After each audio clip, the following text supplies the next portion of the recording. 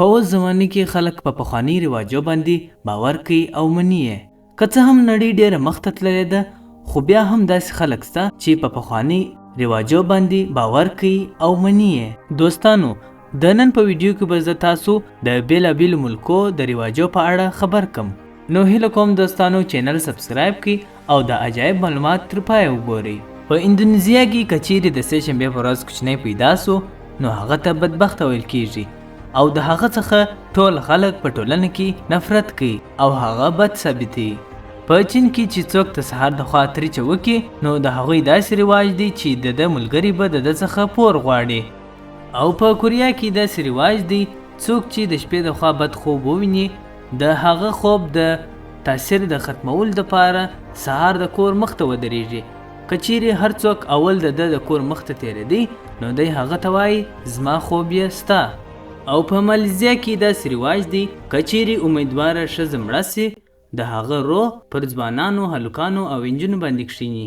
په سنګاپور کې داسې رواج دی خیاطان د ماښام د خوا د غچي خوله خلاصه پرېږدي هغه په دې خاطر چې د کاروبار د پرمختګ یو نښه ده. او په جاپان کې که چیرې په لمبر پلیټ کې اته یا اتیا لمبر راغلی وو نو دا موټران داسې علیحده بازار ته وړاندې کیږي او د جې موټرانو د رانیول دپاره خلک په لکاو ډالر مصرفوي هغه په دې خاطر چې دا یو بختور لمبر دی. او په کوریا کې داسې رواج دی خلک په تعمیرو کې 14 او 14 نمبر کور خالی پرېږدي هغه په دې خاطر چې دا لمبر د کور دپاره ښه نه دی.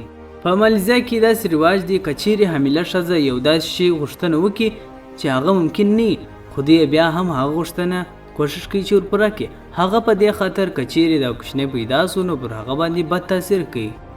او په چین جاپان کې داسې رواج هم دی که چیرې نجلۍ مړه سي او واده یې نه کړي نو د هغې د روح د ازادولو په خاطر د هغې واده ور وکړي. که چیرې یې داسې کار ونه کړي نو د هغې پر کورنۍ باندې بد تاثیر کوي.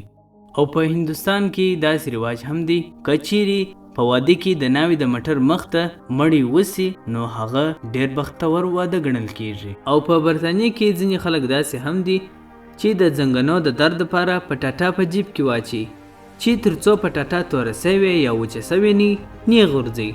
او په پاکستان کې داسې رواج هم دی که چیرې څوک په سفر ځي او د شا د خوا کته د هغه په نوم غږ کړل نو دا د دوی پر سفر باندې بد تاثیر کوي. او د ځینې خلکو داسې رواج هم دی که چیرې د یوې ښځې ډېرې نجونې پیدا کېدلې نو په هغه ښځه باندې 40 ورځې په اوښ باندې سفر وکړي او بیا تر هغه وروسته کېدای سي چې هلکان زامن یې پیدا سي. او د ځینې خلکو داسې رواج هم دی که چیرې په یوازې کور کې په یوه هنداره کې خاوند او مېرمن دواړو وکتل نو دا په دې معنا ده کېدای سي چې دوی سره جلا سي.